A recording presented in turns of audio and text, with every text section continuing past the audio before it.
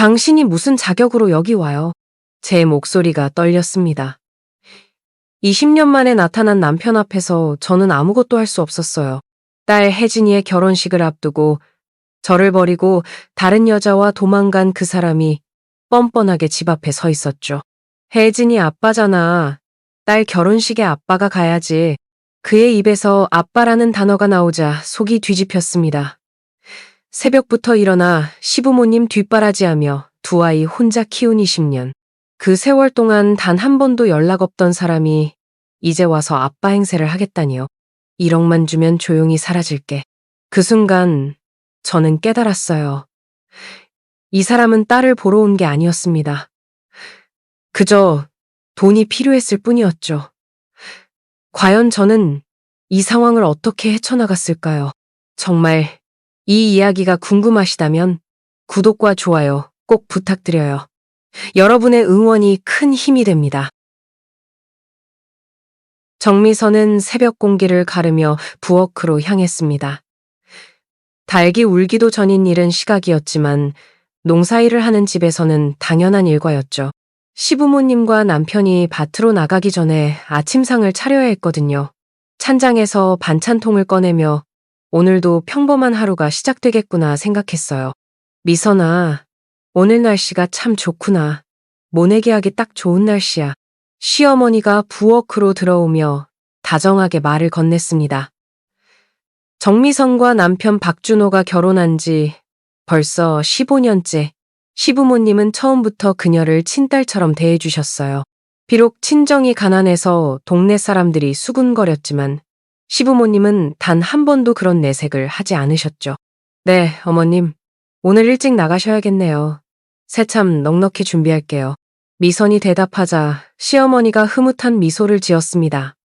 그 미소가 참 따뜻했어요. 친정어머니와는 또 다른 포근함이 있었죠. 준호는 같은 마을에서 자란 1살 위 오빠였습니다. 어릴 적부터 친하게 지내다가 자연스럽게 연인이 되었고 25에 결혼했어요. 시댁은 마을에서 손꼽히는 분홍이었습니다. 논이 10마지기가 넘고 밭도 여러 군데 있었으며 소도 5마리나 키우고 있었죠. 반면 미선의 친정은 작은 밭 하나로 근근히 살아가는 형편이었어요. 애미야, 오늘따라 날씨도 참 좋은데 노래 한 곡 좀 불러봐라. 어느 날 새참을 들고 밭에 갔을 때 막걸리 한 잔을 드신 시아버지가 그렇게 말씀하셨습니다. 미선은 수줍게 웃으며 트로트 한 곡을 불렀어요. 시아버지는 손뼉을 치며 좋아하셨고 준호도 옆에서 빙그레 웃고 있었죠.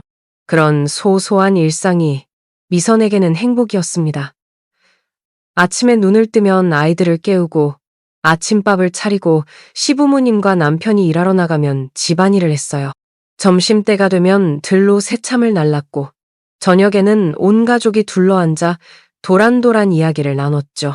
딸 혜진이가 태어났을 때 시부모님의 기쁨은 이루 말할 수 없었습니다. 첫 손주라며 애지중지하셨어요. 2년 뒤 아들 민수가 태어났을 때도 마찬가지였죠. 두 아이는 조부모의 사랑을 듬뿍 받으며 자랐습니다.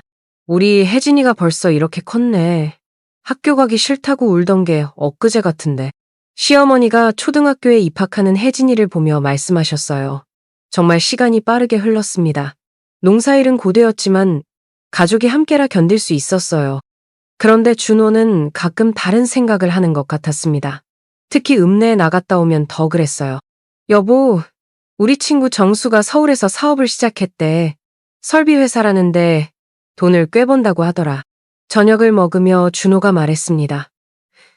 미선은 숟가락을 든 채 남편을 바라봤어요. 그래요? 정수 씨 잘 됐네요. 나도 가끔은 이런 생각을 해. 평생 이렇게 흙만 파며 살아야 하나 싶어서. 준호의 목소리에는 아쉬움이 묻어났습니다. 미선은 그런 남편의 마음을 모르는 바 아니었어요. 어릴 적부터 똑똑하다는 소리를 들었던 준호였으니까요. 하지만 장남이라는 이유로 농사를 이어받아야 했죠. 당신, 우리가 지금 이렇게 사는 것도 나쁘지 않잖아요. 부모님도 계시고 애들도 잘 크고 있고. 알아, 나도 알아. 그냥 가끔 그런 생각이 든다는 거야. 준호는 더 이상 말을 잇지 않았습니다. 하지만 그의 눈빛은 어딘가 먼 곳을 향하고 있었어요. 시간이 흐르면서 준호는 점점 더 자주 읍내에 나가기 시작했습니다. 농기구를 사러 간다거나 비료를 구하러 간다는 핑계였죠. 처음엔 미선도 별 생각 없이 보내줬어요. 가끔은 기분 전환도 필요하다고 생각했으니까요. 오늘은 좀 늦을 것 같아. 정수 녀석이 내려왔다고 해서 저녁이나 같이 먹으려고. 그래요. 오랜만에 만나는 거니까 즐거운 시간 보내고 와요. 미선은 남편을 웃으며 보냈습니다. 그때까지만 해도 그녀는 아무것도 몰랐어요. 남편의 마음이 서서히 가족에게서 멀어지고 있다는 것을요. 혜진이가 중학교에 올라갈 무렵 미선은 뭔가 달라진 것을 느끼기 시작했습니다. 준호가 예전과 달리 자주 짜증을 냈고 사소한 일에도 신경질적으로 반응했어요. 농사일을 할 때도 실수가 잦아졌죠. 아버지, 이 고랑은 너무 얕게 판 것 같은데요. 시아버지가 지적하자 준호는 괜히 화를 냈습니다. 제가 알아서 할게요. 맨날 이래라 저래라 하지 마세요. 그런 아들을 보며 시부모님도 걱정스러운 눈빛을 주고받으셨어요. 한 번은 시어머니가 미선을 조용히 불렀습니다. 미선아, 요즘 준호가 좀 이상한 것 같구나. 무슨 일 있니? 저도 잘 모르겠어요, 어머님. 요즘 좀 예민한 것 같긴 한데. 미선은 시어머니를 안심시키려 했지만 사실 그녀도 불안했습니다. 남편이 점점 변해가는 것 같았거든요. 어느 날 저녁, 준호는 또 읍내에 다녀왔습니다. 그런데 평소와 달리 기분이 좋아 보였어요. 휘파람까지 불며 집에 들어왔죠. 오늘 뭐 좋은 일 있었어요? 미선이 물었지만 준호는 그냥 웃기만 했습니다. 그냥, 오랜만에 기분이 좋네. 그날 밤 미선은 남편의 옷에서 낯선 향수 냄새를 맡았습니다. 하지만 그녀는 애써 무시했어요. 설마 하는 마음이었죠. 우리가 이렇게 오래 함께 살아왔는데 아이들도 둘이나 있는데 그럴 리가 없다고 스스로를 다독였습니다. 하지만 불안한 마음은 쉽게 가시지 않았어요. 준호는 점점 더 자주 외출했고 핸드폰을 손에서 놓지 않았습니다. 그 시절엔 지금처럼 스마트폰이 있던 때가 아니었는데도 말이죠. 혜진이가 중학교 2학년이 되던 봄날이었습니다. 미선은 평소처럼 장을 보러 읍내에 나갔어요. 시장에서 봄나무를 고르고 있는데 동네에서 친하게 지내던 경숙 언니가 다가왔습니다. 미선아, 잠깐 커피 한잔 할래? 경숙 언니의 표정이 심상치 않았어요. 뭔가 할 말이 있는 듯한 조심스러운 눈빛이었죠. 두 사람은 시장 근처 다방으로 들어갔습니다. 혜진 엄마, 요즘 준호 씨 별일 없지? 농사일은 잘하고? 네. 뭐? 요새도 자꾸 밖에 나다니긴 하는데요. 왜요, 언니? 경숙 언니가 한숨을 쉬며 말을 이었습니다. 아니, 다른 게 아니라 내가 저번에 우리 아들 학용품 사러 저녁에 시내 나갔다가 봤는데 준호 씨가 어떤 여자랑 같이 걷고 있더라고. 미선의 가슴이 철렁했습니다. 하지만 애써 침착하게 물었어요. 언니가 잘못 본 거 아니에요? 아니야. 분명 준호 씨 맞았어. 그 옆에 있던 여자가 네가 아니어서 내가 아는 척을 못했는데 정말 별일 없는 거 맞지? 미선은 억지로 웃으며 대답했습니다. 에이, 뭐 일 때문에 만난 사람이겠죠. 요즘 농기구 살 일도 많고 하니까요. 하지만 집으로 돌아오는 길 내내 미선의 머릿속은 복잡했어요. 그동안 애써 외면했던 의심들이 하나둘 떠올랐습니다. 준호의 잦은 외출, 핸드폰에 대한 집착, 달라진 태도, 모든 게 연결되는 것 같았어요. 그날 이후로 미선은 더 주의 깊게 남편을 관찰했습니다. 준호는 여전히 저녁마다 나갔고 늦게 들어올 때면 술 냄새와 함께 낯선 향수 냄새가 났어요. 핸드폰이 울릴 때마다 화들짝 놀라며 받았고 통화할 때는 꼭 밖으로 나갔죠. 당신 요즘 왜 그래요? 핸드폰 하루 종일 들고 다니네. 뭐가 왜 그래? 친구한테 연락 올 일이 있어서 그러는 거야. 무슨 일인데 그렇게 핸드폰을 못 놔요? 아무것도 아니라니까. 왜 이렇게 집착해? 준호는 오히려 화를 냈습니다. 예전에 그답지 않은 모습이었어요. 며칠 후 또 다른 이웃이 미선에게 비슷한 이야기를 전했습니다. 이번엔 더 구체적이었어요. 미선아, 내가 이런 말 하기 좀 그런데 준호 씨가 읍내 미용실에 자주 간다더라. 거기 주인이랑 좀 가까워 보인다고. 미선은 가슴이 무너지는 것 같았습니다. 읍내 미용실이라면 한 곳밖에 없었어요. 영숙 미용실. 주인 김영숙은 40대 중반의 이혼녀로 서울에서 살다가 몇 년 전 고향으로 내려와 미용실을 열었죠. 준호가 머리 자르러 간다며 그곳에 다닌 지 꽤 됐었습니다. 미선은 더 이상 참을 수가 없었어요. 어느 날 준호가 또 외출 준비를 하자 물었습니다. 오늘은 어디 가요? 농협에 좀 들를 일이 있어서. 농협은 벌써 문 닫았을 텐데요. 준호가 잠시 당황하는 표정을 지었습니다. 아, 그 다음에 정수 만나기로 했어. 거짓말이라는 걸 미선도 알았습니다. 하지만 더 추궁할 용기가 나지 않았어요. 혹시라도 진실을 마주하게 될까봐 두려웠던 거죠.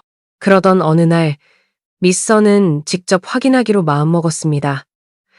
준호가 나간 후 1시간쯤 뒤에 읍내로 향했어요. 미용실 근처를 서성이다가 결국 그 광경을 목격하고 말았습니다. 미용실 안에서 준호와 영숙이 다정하게 앉아 있었어요. 영숙이 준호의 머리를 쓰다듬고 있었고 준호는 행복한 표정으로 웃고 있었습니다. 미선이 15년 동안 한 번도 본 적 없는 그런 표정이었어요. 미선은 그 자리에 얼어붙었습니다.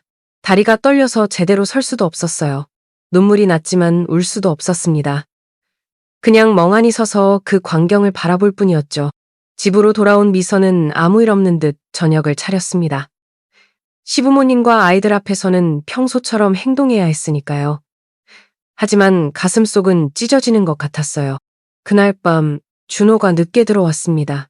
미선은 거실에서 그를 기다리고 있었어요. 오늘 어디 갔다 와요? 정수 만났다니까. 정수 씨한테 전화해봐도 돼요? 준호의 얼굴이 굳어졌습니다. 뭐 하자는 거야? 의심하는 거야? 미용실에 있는 거 봤어요. 침묵이 흘렀습니다. 준호는 아무 말도 하지 않았어요. 부인도 변명도 하지 않았죠. 그 여자예요? 김영숙 씨? 그래? 준호의 대답은 너무나 담담했습니다. 미안해하는 기색조차 없었어요. 왜 그런 거예요? 우리가 뭘 잘못했어요? 당신이 잘못한 건 없어. 그냥 내가 그 사람을 사랑하게 된 거야. 사랑. 그 단어가 비수처럼 미선의 가슴에 꽂혔습니다. 15년을 함께 살아온 아내와 두 아이의 아버지가 다른 여자를 사랑한다고 말하고 있었어요. 다음 날, 이 사실은 시부모님께도 알려졌습니다. 동네가 좁다 보니 소문이 금세 퍼진 거죠. 시아버지는 준호를 불러 호통을 쳤습니다. 이놈아! 어디서 그딴 짓을 하고 앉아있어! 당장 정리하고 정신 차려! 애비도 사람입니다. 제 인생이란 게 있잖아요. 뭐? 이 녀석이 지금 뭐라고 했어? 시어머니도 울면서 말렸습니다. 착한 마누라랑 자식들은 생각 안 하니? 당장 그만둬. 그만둘 수 없습니다. 저도 사랑하고 싶어요. 미선이한테는 미안하지만 전 영숙이를 사랑합니다. 준호의 완강한 태도에 시부모님도 할 말을 잃었습니다. 며느리와 손주들 생각에 가슴이 찢어지는 것 같았죠. 시어머니는 직접 미용실로 찾아갔습니다. 미선도 말리려고 따라갔어요. 미용실 문을 벌컥 열고 들어간 시어머니는 영숙에게 소리쳤습니다. 당신이 뭔데 남의 가정을 파탄내. 당장 우리 아들이랑 헤어져. 영숙은 뻔뻔하게 웃으며 대답했습니다. 아주머니, 저한테 화내지 마시고 아드님한테 가서 얘기하세요. 저야 뭐 저를 사랑한다는 사람을 거부할 이유가 없잖아요? 뭐라고? 2년이 끝까지. 아드님이 저한테 홀딱 빠져서 맨날 찾아오시는데 제가 어떻게 해요? 본처하고 살 마음이 없다던데요. 영숙의 비아냥거리는 말투에 시어머니는 뒷목을 잡고 비틀거렸습니다. 미선이 급히 시어머니를 부축했어요. 어머님, 그만 가요. 여기서 이러시면 안 돼요. 미용실을 나온 시어머니는 길거리에 주저앉아 울었습니다. 미선아, 정말 미안하다. 내가 너한테 할 말이 없구나.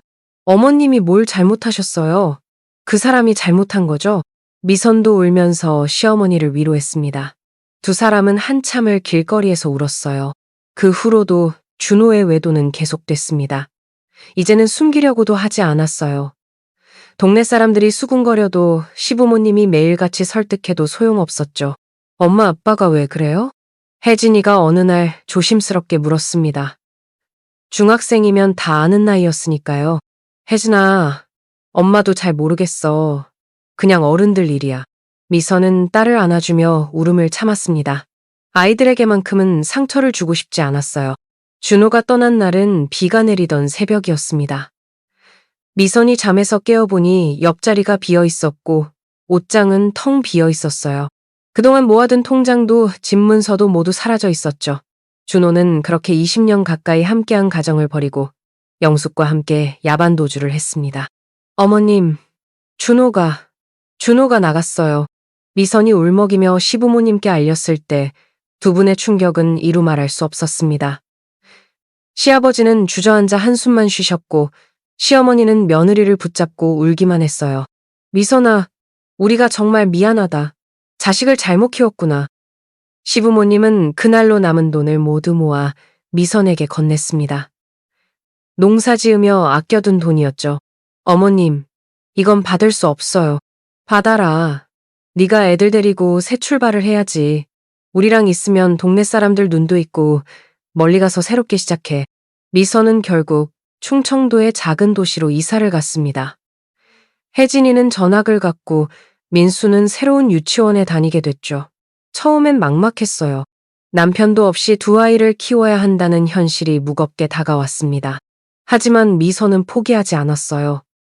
작은 식당에서 일을 시작했습니다. 새벽부터 밤늦게까지 일했죠. 손이 거칠어지고 허리가 아팠지만 아이들을 생각하면 참을 수 있었습니다. 엄마, 괜찮아요? 너무 힘들어 보여요. 고등학생이 된 혜진이가 걱정스럽게 물었습니다. 엄마는 괜찮아. 우리 혜진이가 이렇게 잘 자라줘서 얼마나 힘이 나는데. 몇 년이 지나자 미선은 돈을 모아 작은 기사식당을 차렸습니다. 미선식당이라는 간판을 달던 날, 그녀는 처음으로 성취감을 느꼈어요. 이제 정말로 혼자 설 수 있게 된 거죠. 놀라운 건 시부모님과의 인연이 끊어지지 않았다는 거였습니다. 명절이면 어김없이 시부모님께서 전화를 하셨고 철마다 고향의 농산물을 보내주셨어요. 미선아, 김장김치 담갔는데 택배로 보냈다. 애들이랑 맛있게 먹어. 어머님, 매번 이렇게 신경 써주셔서 어떻게 감사해야 할지. 무슨 소리야. 네가 우리 손주들 잘 키워주는 게 얼마나 고마운데. 시부모님은 손주들을 만나러 가끔 충청도까지 오시기도 했습니다. 혜진이와 민수는 할머니, 할아버지를 여전히 따랐어요. 혈연의 정이란 게 그런 거였죠. 세월은 빠르게 흘렀습니다. 혜진이는 성실하게 공부해서 서울의 명문대에 합격했어요. 합격 통지서를 받던 날 미선은 딸을 안고 한참을 울었습니다. 엄마, 왜 울어요? 기쁜 일인데? 그래, 기뻐서 우는 거야. 우리 혜진이가 정말 자랑스러워. 민수도 형편없이 컸습니다. 어릴 때부터 정의감이 강했던 민수는 경찰이 되겠다고 했어요. 그리고 정말로 그 꿈을 이뤘죠. 경찰 합격 소식을 들은 시부모님의 기쁨은 이루 말할 수 없었습니다. 우리 민수가 경찰이 됐다니. 미선아, 정말 고생 많았다. 시어머니는 전화로도 감격의 눈물을 흘리셨어요. 미선의 식당은 나날이 번창했습니다. 정직하고 맛있는 음식으로 소문이 나면서 단골 손님들이 늘어났죠. 이제는 아르바이트생도 2명이나 쓸 정도로 규모가 커졌습니다. 사장님, 오늘도 음식이 정말 맛있어요. 감사합니다. 또 오세요. 미선은 손님들에게 인사하며 뿌듯함을 느꼈어요. 혼자서도 충분히 잘 살 수 있다는 걸 증명한 것 같았거든요. 그러던 중 슬픈 소식이 전해졌습니다. 시아버지가 돌아가셨다는 소식이었어요. 90세가 넘은 연세였지만 그래도 너무 갑작스러웠죠. 미선은 아이들과 함께 고향으로 달려갔습니다. 장례식장에서 시어머니를 만났을 때 두 사람은 말없이 부둥켜 안고 울었어요. 어머님, 아버님은 편안하게 가셨을 거예요. 그래, 마지막까지 너랑 애들 걱정했다. 미선이 잘 지내냐고, 손주들은 건강하냐고. 시아버지의 장례를 치르고 나서도 미선은 자주 시어머니를 찾아뵀습니다. 이제 혼자 되신 시어머니가 걱정됐거든요. 어머님, 저희랑 같이 사실래요? 아니야, 나는 여기가 편해. 그냥 가끔 이렇게 와서 얼굴만 보여줘. 혜진이는 대학 졸업 후 대기업에 취직했습니다. 첫 월급을 받자마자 할머니께 선물을 사드렸어요. 할머니, 이거 제가 번 돈으로 산 거예요. 따뜻한 내복이에요. 아이고, 우리 혜진이가 이제 정말 다 컸구나. 시어머니의 눈가가 촉촉해졌습니다. 민수는 경찰로서 열심히 일했어요. 첫 근무지가 고향 근처여서 할머니를 자주 찾아뵐 수 있었죠. 할머니, 제가 이번에 표창장 받았어요. 정말? 우리 민수가 정말 자랑스럽구나. 그렇게 20년이라는 세월이 흘렀습니다. 준호가 떠난 후 단 한 번도 연락이 없었어요. 처음엔 원망도 했지만 이제는 그저 먼 과거의 일처럼 느껴졌습니다. 미선은 가끔 그 시절을 돌아봤어요. 막막하고 두려웠던 날들, 혼자서 아이들을 키우며 흘렸던 눈물, 하지만 포기하지 않고 버텼던 시간들, 모든 게 지금의 그녀를 만들었죠. 어느 날 혜진이가 말했습니다. 엄마, 저 결혼하고 싶은 사람이 생겼어요. 미선은 딸의 얼굴을 보며 미소 지었어요. 딸의 얼굴에서 행복이 묻어났거든요. 그래? 어떤 사람인데? 세무사예요. 정말 좋은 사람이에요. 엄마한테 꼭 소개해드리고 싶어요. 그래, 데리고 와. 엄마가 맛있는 거 해줄게. 미선은 딸의 손을 잡았습니다. 이제 딸도 자신의 인생을 살아갈 때가 된 거죠. 그리고 며칠 후 혜진이는 정말로 예비사위를 집으로 데려왔습니다. 혜진이가 데려온 예비사위 강현우는 첫인상부터 듬직했습니다. 키가 크고 체격이 좋았지만 눈빛은 부드럽고 따뜻했어요. 미선이 차려준 저녁을 먹으며 현우는 예의 바르게 대화를 이어갔습니다. 어머님 요리 솜씨가 정말 대단하세요. 혜진이가 어머님 식당 음식이 최고라고 늘 자랑했는데 정말이네요. 아이고, 그냥 집밥인데 뭘 많이 먹어요. 미선은 예비사위가 마음에 들었습니다. 무엇보다 혜진이를 바라보는 눈빛에서 진심이 느껴졌거든요. 상견례도 순조롭게 진행됐고 결혼 날짜도 2달 후로 잡혔습니다. 결혼 준비로 바쁜 나날이 이어졌어요. 혜진이는 엄마와 함께 웨딩드레스를 고르고 혼수를 장만하며 행복해했습니다. 미선도 딸의 행복한 모습을 보며 가슴이 벅찼죠. 엄마, 이 드레스 어때요? 우리 혜진이가 뭘 입어도 예쁘지. 정말 공주님 같아. 그런데 결혼식을 2주 앞둔 어느 일요일, 예상치 못한 일이 벌어졌습니다. 미선이 집에서 쉬고 있는데 초인종이 울렸어요. 일요일이라 식당도 쉬는 날이었고 특별히 찾아올 사람도 없었는데 말이죠. 인터폰 화면을 확인한 미선은 깜짝 놀랐습니다. 20년 만에 준호가 문 앞에 서 있었던 거예요. 세월의 흔적이 역력한 얼굴이었지만 분명 준호였습니다. 미선은 한참을 망설이다가 문을 열고 밖으로 나갔어요. 집 안으로 들이고 싶지는 않았거든요. 오랜만이네. 잘 지냈어? 준호가 먼저 인사를 했습니다. 마치 오래된 친구를 만난 것처럼 태연했어요. 여기까지 어떻게 찾아왔어요? 혜진이가 결혼한다고 들었어. 딸 결혼식인데 아빠가 가야지. 미선은 기가 막혔습니다. 20년 동안 한 번도 연락 없다가 이제 와서 아빠 노릇을 하겠다니요. 무슨 소리예요? 당신이 무슨 자격으로? 자격? 난 혜진이 아빠야. 생물학적 아빠라고. 그때 집안에서 혜진이가 나왔습니다. 엄마가 누군가와 대화하는 소리를 들은 거죠. 준호를 본 혜진의 얼굴이 굳어졌어요. 아빠? 혜진아, 오랜만이다. 많이 컸네. 준호가 반갑게 인사했지만 혜진의 표정은 차가웠습니다. 여기 왜 오셨어요? 이제 와서 뭘 하시려고요? 결혼한다고 들었어. 아빠가 혼주석에 앉아야지. 혼주석이요? 농담하시는 거죠? 혜진의 목소리에는 분노가 묻어났습니다. 미선이 딸의 팔을 잡으며 진정시키려 했어요. 혜진아, 들어가 있어. 엄마가 얘기할게. 엄마 혼자 두고 못 들어가요. 이 사람이 무슨 속셈으로 왔는지 모르잖아요. 준호는 계속 뻔뻔하게 말을 이어갔습니다. 속셈이라니, 그게 무슨 말이야? 난 그저 딸 결혼식에 참석하려는 아빠일 뿐이야. 아빠요?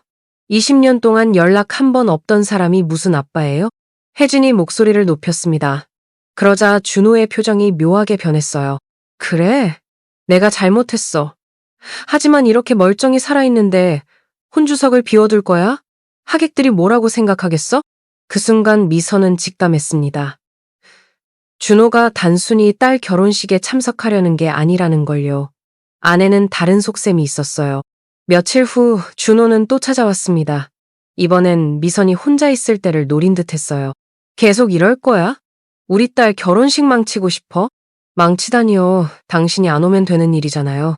내가 나타나면 다들 수군거리겠지. 아, 저 집은 아빠가 바람나서 이혼했구나 하고 말이야.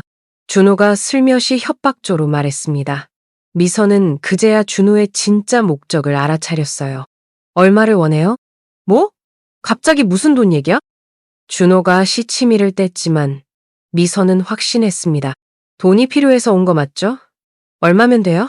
잠시 침묵이 흘렀습니다. 그리고 준호가 본색을 드러냈어요. 1억, 1억만 주면 조용히 사라질게. 미선은 헛웃음이 나왔습니다. 역시나 돈이 목적이었던 거죠. 1억이요? 그런 돈이 어디 있다고. 식당도 잘 된다고 들었어. 혜진이도 대기업 다니고 1억 정도는 있을 거 아니야? 없어요. 그리고 있다고 해도 당신한테 줄 이유가 없죠. 준호의 표정이 험악해졌습니다. 그래? 그럼 결혼식장에 가서 한바탕 해야겠네. 20년 전에 바람나서 가족 버린 아빠가 왔다고 소리치면서 말이야. 그때 또 혜진이가 나타났습니다. 이번엔 혼자가 아니었어요. 현우가 함께 있었죠. 무슨 일이세요, 어머님? 현우가 상황을 파악하고 물었습니다. 혜진이가 설명했어요. 이 사람이 우리 아버지예요. 20년 만에 나타나서 돈을 달래요. 현우의 눈빛이 날카로워졌습니다. 하지만 침착하게 말했죠. 안녕하세요, 장인어른. 저는 혜진이와 결혼할 강현우입니다. 준호가 현우를 위아래로 훑어봤어요. 장인어른? 그래, 맞지. 내가 장인이지. 사위가 참 듬직하게 생겼네. 감사합니다. 그런데 1억이라고 하셨나요? 현우가 단도직입적으로 물었습니다. 준호가 당황한 표정을 지었어요. 아니 그게? 혜진이한테 들었습니다. 1억 주면 조용히 사라지신다고요? 그래, 맞아. 딸 하나 길러준 값치고는 싼 거 아니야? 준호가 오히려 큰 소리를 쳤습니다. 미선은 그런 준호의 모습에 치가 떨렸어요. 어떻게 사람이 저렇게 뻔뻔할 수 있을까요? 그때 혜진이가 나섰습니다. 알겠어요. 1억 드릴게요. 모두가 놀란 눈으로 혜진을 봤습니다. 미선이 만류했어요. 혜진아, 무슨 소리야? 그럴 필요 없어. 괜찮아요, 엄마. 제가 알아서 할게요. 혜진의 눈빛에는 무언가 결심한 듯한 의지가 담겨 있었습니다. 그리고 준호를 향해 말했어요. 결혼식 끝나고 바로 다음날 드릴게요. 그때까지는 절대 나타나지 마세요. 좋아. 약속한 거다. 너 나중에 딴소리 하면 안 돼? 준호가 신이 나서 물었습니다. 혜진이 차갑게 대답했어요. 약속할게요. 대신 결혼식에는 절대 오지 마세요. 그래, 그래. 돈만 주면 뭔들. 준호는 흡족한 표정으로 돌아갔습니다. 미선은 걱정스러운 눈으로 딸을 바라봤어요. 혜진아, 정말 괜찮은 거야? 그런 돈이 어디 있어? 혜진이 엄마의 손을 잡으며 말했습니다. 엄마, 저 믿고 기다려주세요. 제가 다 계획이 있어요. 현우도 미선을 안심시켰어요. 어머님, 걱정하지 마세요. 저희가 잘 해결할게요. 미선은 불안했지만 딸과 사위를 믿기로 했습니다. 그들의 눈빛에서 뭔가 단단한 결의가 느껴졌거든요. 결혼식은 아름답게 치러졌습니다. 혜진이가 웨딩드레스를 입고 버진로드를 걸어올 때 미선은 감격의 눈물을 흘렸어요. 혼주석에는 미선과 시어머니가 나란히 앉았습니다. 90세가 넘은 시어머니는 증손녀의 결혼식을 보며 행복해하셨죠. 우리 혜진이가 정말 예쁘구나. 미선아, 너 정말 고생 많았다. 시어머니가 미선의 손을 꼭 잡으며 속삭였습니다. 미선도 시어머니의 손을 맞잡았어요. 준호의 빈자리는 전혀 느껴지지 않았습니다. 오히려 이렇게 진심으로 축하해주는 사람들로 가득한 결혼식이 더 완벽했죠. 민수는 경찰 정복을 입고 누나의 결혼식을 지켰습니다. 든든한 아들의 모습에 미선은 또 한 번 가슴이 벅찼어요. 현우의 가족들도 모두 좋은 분들이었습니다. 사돈이 된 후에도 잘 지낼 수 있을 거라는 확신이 들었죠. 결혼식 다음 날 아침 약속대로 준호가 찾아왔습니다. 이번엔 혜진이가 먼저 나가서 맞이했어요. 왔네요. 들어오세요. 준호는 의외로 정중한 혜진의 태도에 약간 당황한 듯 했습니다. 집에 들어서자 거실에는 미선, 혜진, 민수, 그리고 현우가 모여 있었어요. 뭐야? 왜 다들 모여 있어? 준호가 경계하는 눈빛으로 물었습니다. 혜진이 대답했죠. 가족이니까 다 같이 있는 거예요. 앉으세요. 준호는 조심스럽게 소파에 앉았습니다. 그때 현우가 서류 봉투 하나를 꺼냈어요. 약속대로 준비했습니다. 준호의 눈이 반짝였습니다.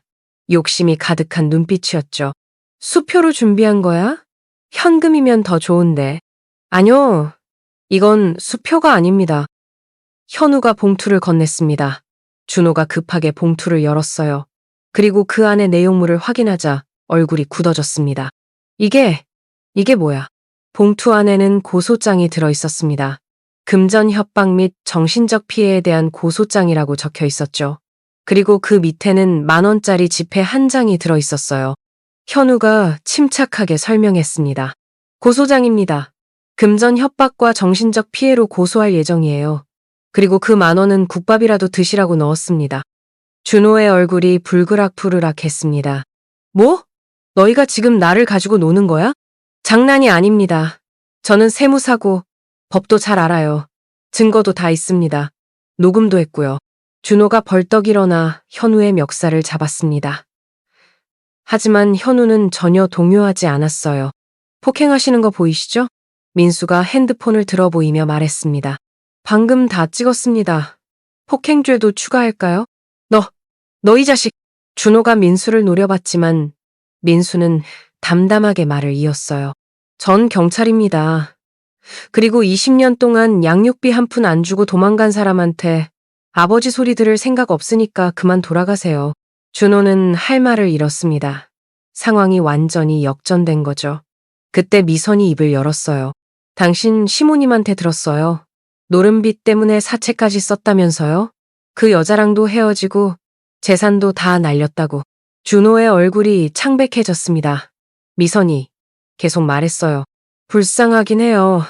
하지만 그건 당신이 선택한 길이잖아요.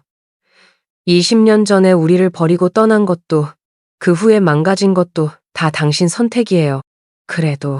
그래도 나는 혜진이 아빠고 민수 아빠야. 준호가 마지막 발악을 했습니다. 그러자 혜진이가 차갑게 말했어요. 생물학적으로만 그렇죠. 진짜 아버지는 따로 있어요. 저희를 버리지 않고 끝까지 지켜준 엄마가 진짜 부모예요. 현우가 마무리했습니다. 선택하세요. 2만 원 받고 조용히 가시든지 아니면 고소당하시든지. 준호는 한참을 망설였습니다. 분노와 좌절, 후회가 뒤섞인 표정이었어요. 결국 그는 10,000원을 집어들었습니다. 이런 식으로 나올 줄은 몰랐어. 저희도 20년 만에 나타나서 돈을 요구할 줄은 몰랐어요. 민수가 비꼬듯 말했습니다. 준호는 더 이상 할 말이 없었는지 비틀거리며 일어났어요. 문을 나서기 전 그가 돌아봤습니다. 미안하다고 하면 용서해 줄 수 있어? 미선이 고개를 저었습니다. 20년이 너무 늦었어요. 이제 와서 사과한다고 달라지는 건 없어요. 준호는 고개를 떨구고 집을 나갔습니다. 문이 닫히자 모두가 안도의 한숨을 쉬었어요. 엄마, 괜찮아요? 혜진이가 미선의 어깨를 감쌌습니다. 미선은 딸의 손을 잡으며 고개를 끄덕였어요. 괜찮아. 오히려 시원해. 20년 만에 제대로 마무리한 것 같아서. 그날 저녁 가족들은 함께 저녁을 먹었습니다. 시어머니도 모시고 왔어요. 식탁에는 웃음소리가 가득했죠. 할머니, 이거 제가 특별히 할머니 좋아하시는 걸로 준비했어요. 현우가 시어머니께 반찬을 드리며 말했습니다. 아이고, 우리 손녀 사위가 참 착해.